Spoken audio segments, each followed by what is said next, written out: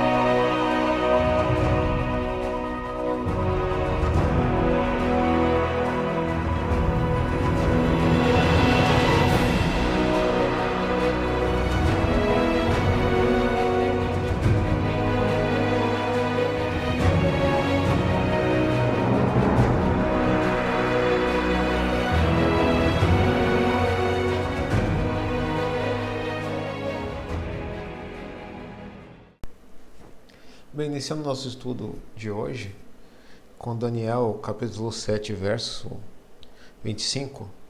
Proferirá palavras contra o Altíssimo, magoará os santos do Altíssimo e cuidará de mudar os tempos e lei, e os santos lhe serão entregues nas suas mãos por um tempo, tempos e metade de um tempo. Ok? E conforme a gente já examinou aqui, né, tanto em Gálatas quanto em Romanos, a lei serve como um guia. Ela não tem poder nenhum salvífico, mas ela serve como um guia, uma ferramenta para nos dizer se nós estamos andando em Cristo ou não. Ora, se a gente está andando de acordo com a lei, nós estamos em Cristo. Nós estamos acima da lei, somos juízes de Deus. Se a gente está contra a lei, a gente está abaixo da lei, porque a lei nos condena. Então precisamos estar acima da lei. E a única forma de estar acima da lei é estar cheio de Cristo. Por isso que a lei ela é um guia que leva a Cristo, e uma vez que você encontra Cristo, não precisa mais da lei. Você não precisa mais consultá-la, né? Se você está em Cristo, completamente em Cristo. Mas, se você acha que está vivo e a lei te informa que você está morto, o pecado ganhou força. Eu estou recitando aqui alguns textos de Romanos. O pecado ganha força e você se torna prisioneiro da lei, porque a lei está te condenando de forma muito forte. Então a lei não era para ser dura. A lei é boa e santa, mas por causa do pecado ela ganha uma força de condenação muito poderosa. Bem, uma vez que você está em Cristo, você encontra Cristo, você quer seguir com sua mente a lei de Deus. Mas quando você olha para o seu corpo, você pratica a lei do mal. Então você entra nesse conflito terrível entre a carne e o espírito, porque na sua mente você quer seguir a lei de Deus, mas no seu corpo você segue a lei do pecado. Bem, que solução há então para isso? Graças a Deus, porque Deus enviou a Cristo através da sua morte. Nós ganhamos a chance, né, o direito de receber o Espírito Santo e assim seguir em novidade de vida a lei de Deus. Então nós precisamos conhecer também essa lei. Bem, o texto também diz que a lei foi mudada por esse ser terrível, né? Algumas pessoas têm esse pensamento no grupo, na região cristã, tem a ideia que foi Jesus que mudou a lei, mas vamos perguntar para ele aqui em Mateus capítulo 5, verso 17. Não penses E eu achei bem legal essa minha tradução, porque não penses, né? Tem algumas que está não cuides. Mas se não penses, realmente se aproxima muito do que está escrito no grego. Não pense, nem sonha, né? É uma coisa bem assim forte que ele fala, bem sonha. Que eu vim revogar a lei ou os profetas. Eu não vim revogar. Depende da sua tradução, vai estar abolir, né? Ele não veio abolir, mas vim para cumprir. Bem, aí ele continua. Porque na verdade vos digo que até que o céu e a terra passem, nenhum tio e nenhum i jamais passará da lei, até que tudo se cumpra. E em outro vídeo eu expliquei isso aqui com mais detalhes, né? Que alguns aspectos da lei ela deixam de ter vigência conforme um evento. Por exemplo, a lei de sacrifícios de cordeiro. Em Hebreus vocês vão ver que depois que Jesus morre na cruz, aquele sacrifício de cordeiro que simbolizava a morte de Cristo fica desnecessário. É uma lógica. Se o símbolo encontrou a realidade, para que eu preciso de um símbolo agora? Então a parte de matança de cordeiros, contínua de cordeiros e de outros animais de sacrifício não é mais necessária. Por quê? Porque o próprio sacrifício real foi cumprido, que é Jesus morrendo na cruz. Ok? Outro ponto do aspecto da lei que você vai ver que no próprio capítulo ele confirma que não alteração é questão moral. Vejam aqui, no verso 21. Ouviste o que foi dito aos antigos: não matarás, e quem matar está sujeito a julgamento. Quem matar. Olha só o que ele diz. Eu, porém, vos digo que todo aquele que sem motivo se irar contra seu irmão está sujeito a julgamento. Percebeu que não chegou a ação, mas chegou a se irar. E quem proferir insulto a seu irmão está sujeito a julgamento no tribunal. Vou pegar um outro verso aqui, que é bem interessante. Ouviste, no verso 27. Ouviste o que foi dito: não adulterarás. Eu, porém, vos digo que qualquer que olhar para uma mulher com intenção impura, no coração já adulterou com ela. Então, o que Jesus está fazendo? Nesse que, de acordo com alguns especialistas, né, estudiosos da Bíblia, é um dos capítulos mais difíceis da Bíblia. Jesus está falando, não é a ação, começou no pensamento, você já pecou no pensamento. Então, percebeu a seriedade do negócio? A partir da sua intenção, você já está em pecado. Então, o negócio é muito sério. E o que nós vemos, às vezes, né, algumas pessoas dizendo que Jesus, ao morrer na cruz, anulou toda a lei, ou partes da lei. Bem, Jesus está dizendo aqui que o negócio ficou mais sério, né? Ele bota uma seriedade maior na lei. E ele diz aqui que não mudou. Então, se ele não mudou e está mostrando que a questão aí já é na intenção, vamos lá em Romanos 7 de novo. Nós temos aquele personagem de Romanos 7 com a intenção de fazer o bem e não fazendo. Então, o problema do pecado é quando a pessoa tem a intenção, inclusive, de fazer o mal. Porque o personagem de Romanos 7 está buscando a Cristo, querendo mudar as ações do corpo dele, que na mente ele já decidiu, mas no corpo ele está buscando, no corpo ele está fazendo coisas que não agrada nem a ele mesmo, né? Bem, vamos voltar aqui a Mateus 5.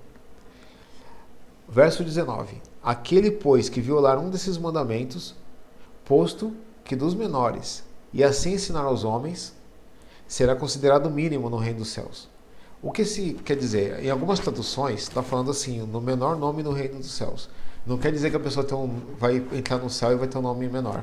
Como eu confirmo isso aqui? Próximo verso, verso 20. Porque vos digo que, se a vossa justiça não exceder em muito a dos escribas e dos fariseus, jamais entrarão no reino dos céus. Então, os escribas fariseus eram considerados justos. Na verdade, fariseu significa justo, tá? Os justos, os líderes religiosos, você tinha que ceder à justiça deles. Senão você não entraria no reino dos céus. Jesus está sendo muito forte aqui. Então, quando a gente volta no 19, vê que a questão de nome mínimo não está em relação com entrar no reino dos céus.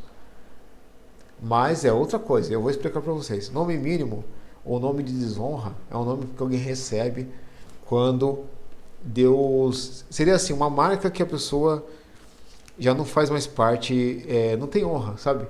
Os egípcios, eles raspavam o nome das pessoas, dos inimigos, né? A desonra deles era assim, eles raspavam o nome da pessoa, anulava, e para eles a pessoa não teria mais vida eterna. No caso bíblico, é dado esse nome de desonra. É um nome que leva a pessoa a ser... é uma ofensa, sabe? Uma ofensa de nome.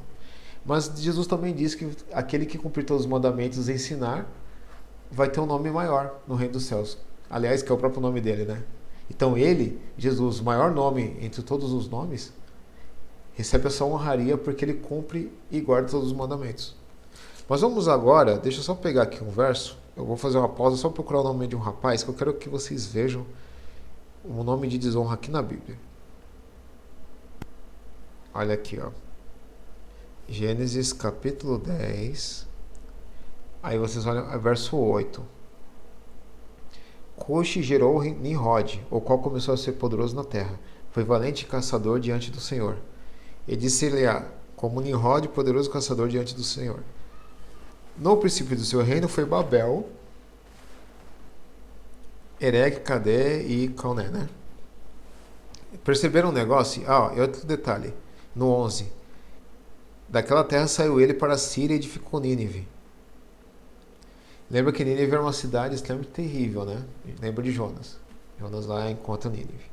Só que o interessante é Babel, a cidade de Babel, que mais para frente, né, é a raiz para a cidade de Babilônia. Bem, Nimrod não é o nome da pessoa, mas sim um nome de desonra. O nome significa aquele que se revoltou. Então nós temos esse nome de desonra aqui, perfeito? Vamos agora examinar um detalhe. Eu quero mostrar um detalhe para vocês que é muito interessante. Porque assim, nós temos esse ser que mexeu nos calendários e na lei. E eu quero que vocês pensem e reflitam em alguns detalhes. O primeiro detalhe que eu gostaria que vocês refletissem, deixa eu só abrir aqui a Bíblia em Daniel capítulo 7, é o seguinte, eu vou fazer uma pergunta para vocês. Qual é o mês número 10 do ano? Outubro? Te lembra o quê? 8? Qual é o mês 12? Dezembro? Não te lembra 10? O mês 11? Novembro? Não parece que teve uma mexida aí nos calendários? O que acontece, hein? O que será que aconteceu? Alguma coisa aconteceu nos calendários, deu uma mexida aí. Perceberam? Bem, eu não vou ainda relatar, depois eu vou passar todo o histórico, mas não é para se pensar que tem alguma coisa aí nos meses aí que está meio misturado, tem alguma coisa estranha. Agora vamos aqui em Gênesis, lá no início mesmo, lá no início. Em Gênesis, eu vou pegar aqui o primeiro dia e eu quero que vocês vejam uma situação. Chamou Deus, no verso 3, tá? Chamou Deus a luz dia e as trevas noite. Como que Deus chamou a parte clara dia e as trevas noite, ok? Só que na tradução eu acho que ficaria bem melhor assim, ó. Chamou Deus a luz manhã e a tarde noite. As trevas noite, ou as trevas tarde. Porque olha o próximo texto. Houve tarde e manhã primeiro dia. Presta atenção, que primeiro vem a tarde, depois a manhã e o primeiro dia. Como era contado os dias na Bíblia, né? Na Bíblia antes. Vinha a primeira parte escura do dia, dava o entardecer, vinha a parte escura, que nós chamamos hoje de noite. Aí vinha a parte clara do dia, que nós chamamos de dia, né? Que é a manhã. E finalizado esse ciclo, finalizava um dia. Então, tarde e manhã, primeiro dia. Tarde e manhã, segundo dia. Você pode ver que na criação, aqui no relato da criação, segue esse padrão aí até o fim. Hoje nós falamos que o dia muda à meia-noite. Que mais ou menos ali dá realmente a meia-noite, né? Porque se o dia termina no pôr do sol ali, hoje a gente olhando, daí mais ou menos ali 6 horas, tá? Não exatamente, mas mais ou menos 6 horas. Dependendo da época também vai para as 19, mas vamos considerar 6. Aí você pega, né, metade dessa noite aí, meia-noite, e você fala assim, ao meio da noite. Aí muda o dia no meio da noite. E biblicamente é no pôr do sol. Será que mexeram nessa contagem também? Será que o dia, até a forma de contar o dia foi alterada? Ok, agora nós temos aqui, ó, questionamentos que eu estou fazendo. questão de calendário, horário do dia, né? Virada do dia. São os detalhes assim que está encaixando muito com esse texto, né? E agora nós vamos dar uma olhada em outro ponto. E antes, vamos relembrar, hein? Em momento nenhum eu disse que lei salvífica. Mas se você entendeu quem é Cristo, se você está examinando as Escrituras, entendeu? É claro que você vai se aproximar cada vez do objetivo, né? Do parâmetro que está na lei. É que nem uma pessoa que está na Inglaterra. O cara está acostumado a dirigir, né? Vocês já viram que eles dirigem... vou falar em forma invertida, que para nós está invertido. Ele chega aqui no Brasil, pega o carro, já entra do lado errado do carro. Opa, cadê o volante do carro? Aí ele vai e aprende que o volante está do outro lado. Mas até ele começar a dirigir, se acostumar a dirigir desse lado diferente dele, que para ele está invertido, até ele se aperfeiçoar na direção no Brasil, e até com as regras do Brasil e a forma de se dirigir no Brasil, ele vai demorar um tempo. Então ele vai aperfeiçoando isso. Da mesma forma, quando a gente descobre Cristo, a gente vai se aperfeiçoando, vai aprendendo, né? Vai examinando, orando, né? E vai se aperfeiçoando. Então é um sinal que você está se aperfeiçoando, que você está conhecendo mais essa aproximação do ideal do que está aqui. Em todos os aspectos. Em todos, tá? Agora, olha só aqui em Tiago, capítulo 2, verso 20. Deixa eu ver aqui se é 20 mesmo. Opa. Tiago 2, verso 20. Verso 10, perdão. Tiago 2, verso 10. Olha só. Pois... vamos até dar uma olhada antes. Ó. 8. Se vós, contudo, observais a lei régia segundo a Escritura, amarás a teu próximo como a ti mesmo, fazeis o bem. Ele está citando Deuteronômio. Quando Jesus é perguntado qual é o maior mandamento, Jesus cita Deuteronômio. Tanto que o fariseu que pergunta para ele, o doutor da lei que pergunta para ele, fala: isso mesmo, é mais importante amar a Deus do que sacrifícios. Entende? Então, esse está em Deuteronômio. Jesus não inventou nada quando falou isso, ele citou um texto antigo. Mas vamos continuar aqui, olha. E Tiago faz essa citação também. Se todavia fazeis acepção de pessoas, cometeis pecado. Se você divide pessoas, se você é racista ou divide pessoas por classe de rico e pobre, quem é de um lado ou de outro, se você faz essa divisão aí na sua cabeça e trata as pessoas mal por causa dessa divisão que você inventou na sua cabeça, é pecado.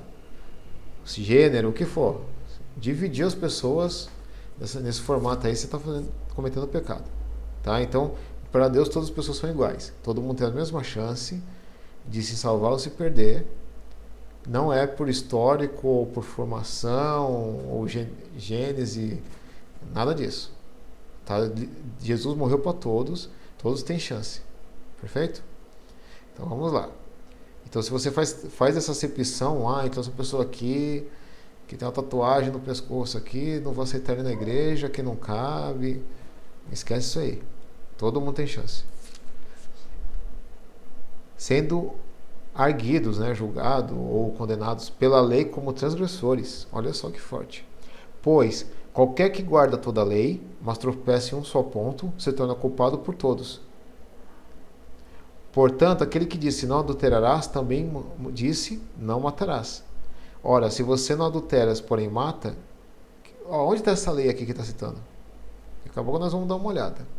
Que está citando como uma questão de moral, falando sobre a questão de você separar as pessoas como uma questão moral, falta de amor como uma questão moral. Então, ele está citando a lei moral nesse ponto aqui. Ó. Falar de tal maneira procedei. Aqueles que hão de ser julgados pela lei da liberdade. Quando ele usa o termo lei da liberdade, eu já vou ir para o lugar de referência, claro. Porque o juízo é sem misericórdia para aquele que não usou de misericórdia. A misericórdia triunfa sobre o juízo. Vamos lá então ver que lei de liberdade é essa. Quando os judeus estavam presos lá no Egito, Moisés é enviado para libertar eles. E Deus, né? Esse Deus que está libertando eles, começa a caminhar com o povo, fornecendo coisa para o povo, né? Ajudando eles. E se vocês olharem, quer ver? Deixa eu pegar aqui, ó, Êxodo capítulo 16. Êxodo 16, 4. Então disse o Senhor a Moisés: Eis que vos farei chover pão do céu, e o povo sairá para colher diariamente, para cada dia, para que ele ponha à prova se anda segundo a minha lei ou não. Então a lei já tinha. Ó, eu estou mostrando se eles vão andar na minha lei ou não. Só que em Êxodo 20, ele, como fosse documentando, estou documentando a lei. E olha só o primeiro, antes de começar a lei, o que ele diz. Então falou Deus todas essas coisas, essas palavras. Eu sou o Senhor, teu Deus, que tirei da terra do Egito, da casa da servidão. Se eu tirei vocês da terra do Egito, essa lei que eu vou falar agora é o quê? É a lei para quem está livre. Percebeu? Aí ele começa a falar a lei. Mas eu gostaria de pegar aqui agora e mostrar. Eu vou abrir com o slide aqui, eu vou mostrar a lei na Bíblia e comparar com outras leis que nós estamos vendo hoje em dia no cristianismo. Percebi que o vídeo ficou muito longo durante a edição, então resolvi dividir ele em duas partes. Assim fica melhor para vocês assimilarem a segunda parte.